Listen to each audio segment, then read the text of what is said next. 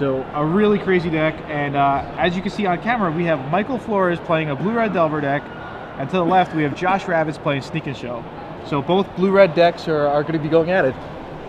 I'm excited to see who ends up taking down this match. What do you think, Zach? Well, just based on the matchup alone, I have to go with blue-red Delver. Blue-red Delver preys on these combo decks. It's the fastest Delver deck possible in Legacy right now. It plays Price of Progress. It plays all the Red Burn, Goblin Guide. Josh Ravitz is going to have some pretty amazing draws to be able to beat it. But this looks like an amazing draw. Yeah, it sure does. 2 Lotus Petal. I mean, this could just be a turn 1 Emrakul. Yeah. Josh Ravitz with his signature Guru lands. So Ravitz just has access to 4 Grizzlebrand and 4 Emrakul. And he's going to ask and Mike he has Grizzlebrand with Force backup. Wow. This is the actual nut draw. I'm pretty sure we'll be able to give you the Doomsday deck as well, because this match probably take 5 minutes. Yep. Mike's like, yep, that's fine. I'll put a Delver into play. That's a little embarrassing for Mike. And Josh will just pass the turn. Yep. So 50 seconds into this match, here's a Grizzlebrand. All right, and that's game. Mike scoops it up. Good game, Michael J. Yep. Well fought, but... So that was about a half a turn, we get the... Yeah, okay. I'd say about a half a turn. SCG Live, bringing you all the matches for half a turn. Welcome to Legacy. Yep. All right, so just running over... Oh, Mike was also on 6 cards, so that could have played a factor. Right. He might have known what Josh was playing. He probably did, actually. But once you're on 6 cards... It's hard to go down to 5 when what you're looking for is a Force of Will. Yes, exactly. Because then you're on 3 cards. Yeah, and the sideboarding is going to be pretty straightforward. Both players are going to bring in, Red Elemental Blast / Pyroblast, however you, whatever one you choose to play in your sideboard. Both players has access to them. Flores also going to bring in the extra Force of Will just to have a bit more counter spells in his sideboard. Someone tweeted in about Team Italia, Esper Stoneblade, any version of Bug. They're all the fair decks. Right.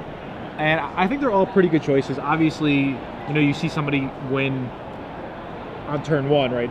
Essentially turn 1, you're like, hey, how can a fair deck be good? Well, a fair deck could be good because all those decks run 4 Thoughtseize. All those decks, for the most part, run either Force of Will or Pyroblast. Or Hymn to Torok. Yeah. So, right there, it's usually unlikely for someone to have such a good draw like Josh did.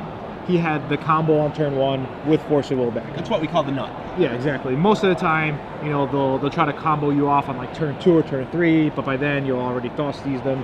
Maybe you also played a Heptatoric on them. Maybe you wasted one of their lands to slow them down. So I do think that a lot of the fair decks will rise to the top this weekend and next weekend at SCG Cincinnati. Right, and that's one thing you can say about fair decks is that they're so much more consistent than, say, Josh Ravitz's Sneak and Show deck. Because Josh Ravitz's Sneak and Show has all these cards, Emrakul, Gristlebrand, Lotus Petal, that is super powerful. If you don't win quickly, a lot of the times the deck just doesn't do much. Yeah, and with a deck like Josh's deck, once you fall behind, you're most likely not going to come back.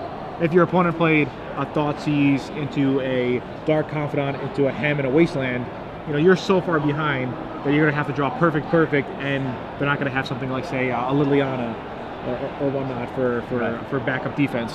Exactly. Do you think Mike might bring in the Annuls? Just have like an extra counter to a Grim Monolith type card or a Lotus Petal? I mean, the only card that Ravitz really has is the Lotus Petals. Right. So I don't think he's going to bother with the Annuls. I mean, Annul does stop a sneak attack, for example, because it counters target artifact or enchantment, but I still think it's the Show and Tell is the #1 card right there. Yeah, he's probably just going to keep his main deck as he's trying to keep the core, well, as consistent as possible so he can kill him before Josh can draw out of it. Sure. I mean, I guess if Flores has enough cards to sideboard out, he definitely setting out the Price of Progress. Yeah, okay, so he's definitely going to side out the Price of Progress. That's like definitely given. Brainstorm, not going to touch. Daze, no way. Delver, no. Force of Will, no. Ponder, no. Snapcaster Mage, no. Spell Pierce, no. Goblin Guide, no. I could see Snapcaster Mage maybe coming up. Maybe changing the numbers on that. Just because it's a 3-mana card. I mean, maybe he has to bring in Annulls. I really don't like it. I think I might bring in like 2 Annulls for 2 Snapcasters. You still want some in your deck, but I don't think you want 4. Yeah, I mean, Flores was just, I don't know. Maybe like 1 or 2 Annulls he might bring in. Pretty much Flores has a lot of sideboard cards that he wants to bring in. He wants to bring in the Surgical Extractions. He has 3 of those. He wants to bring in his Pyroblast. That's 4. He wants to bring in Force of Will. That's 5. I mean, he does want to leave in some burn spells just to finish Ravitz off quickly, especially if he could flip a Delver on turn 1. Right, he has to have some in the deck. Exactly.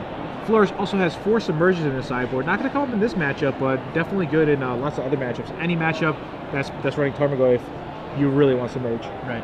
One card we might actually see, as odd as it seems, is the Sulfuric Vortex. It stops the Gristlebrand lifelink. Yeah.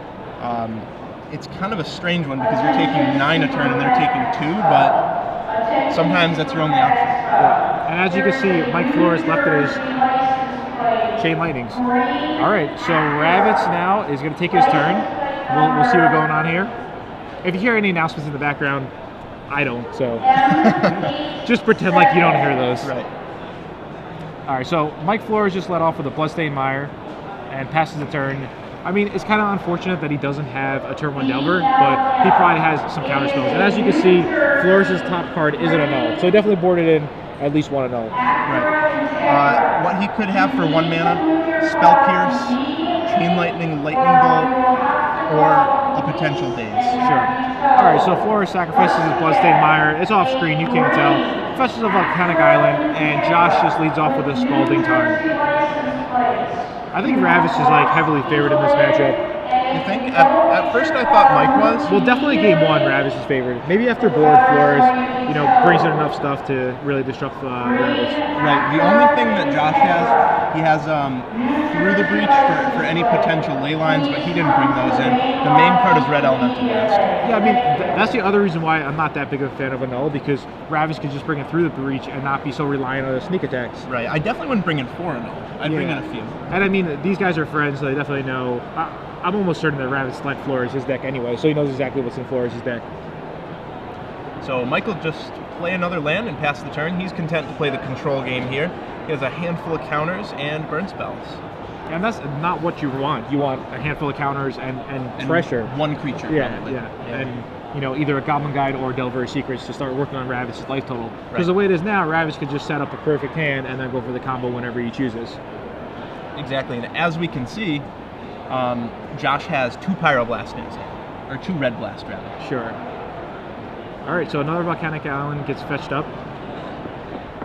And Flores will be shuffling with Ravitz's cards. Do you think Ravitz is cringing every time Flores does like a riffle shuffle? That's a mean bridge Flores Yeah. has. I think he probably is. Those are unlimited vaults, too. Yeah, very expensive cards. But to play Legacy, you can actually build some very competitive decks for not that much. Yeah. I was actually looking at Baradunau's deck. He's a Star City writer. He's written a few articles. Sure. He's playing the Oops No Spell deck, and that deck's pretty cheap. Oops, all spells deck. Oh, all spell deck. Oops, no spell deck is like the lands deck. Yeah, it's like, forget it. 43 land? No, 60 land. Yeah. So Ancient Tomb into Show and Tell. All right, so Ravitz definitely has, I would say, at least two counterspell backup. Otherwise, yeah. Wow. Is that 4 counterspell backup? That's a lot of counterspells. What are those other red cards in his hand? I'm not too sure, to be honest. We'll find out in a second. And Mike puts in a land and Josh puts in a Emrakul. Not really a fair fight. Yeah, this is really embarrassing. I don't know what Flores could do. I think end of turn we'll see 2 lightning bolts sent at Josh Ravitz's head. Or 1 lightning bolt. Those other 2 are chain lightnings. Lightning bolt number 1 to the head. All right. That's not really gonna help. First damage that Mike's dealt Josh this match. I'm pretty sure Flores needs to go fetch up a plateau and play an Oblivion Ring to have a chance this game. That would do it. It would. Maybe Fiend Hunter? Well, he would need 2 planes for that. Yeah. He only probably has 1 planes. Detention Sphere, maybe? Ooh, Detention Sphere, not bad. And looking, I think he brought in the full 4 Annulls. Yeah, I know. I was about to say, I saw a couple of Annulls pass by. And I think, I can't imagine what hand Flores kept. Yeah, because when you said he had a handful of counters, his counters were just, I think, double Annul. Double Annul, yeah. He kept a hand without any hard counters. He was hoping that Josh was on the sneak plan, not the show and tell plan. Yeah, I mean, just the show and tell plan is just so much more likely, I would say. Yeah, and also the fact that Josh lent Mike his deck probably means that he sided out sneaks for 3 reaches. Yeah, I think Flores knows that his keep was just really, really bad here. So yeah. Flores is just conceding this game. I think he's asking Josh if he would have kept. Yeah, exactly, yeah. So I think within the next 40 seconds, we could probably switch to Robert Kalari's Doomsday deck now. And that would be a sub 10-minute match. Yeah, it would, yeah. So I think the Doomsday match goes a bit more. It's a lot of thinking, a lot of interacting. You play Doomsday, you have to set the 5 cards you want. That's a lot of thinking as well. You have to set the order of your deck. Yeah. Now, Doomsday is such a unique card. I don't think they'll ever print a card quite like that again. Yeah. Now, what happens if you're the Doomsday player and you're playing against like a Rug Delver and they're playing Thought Scholars? You cry. You cry, right? You cry and concede, I think. Now, with my bulk deck that I was going to play, it would probably have a pretty good matchup against Doomsday.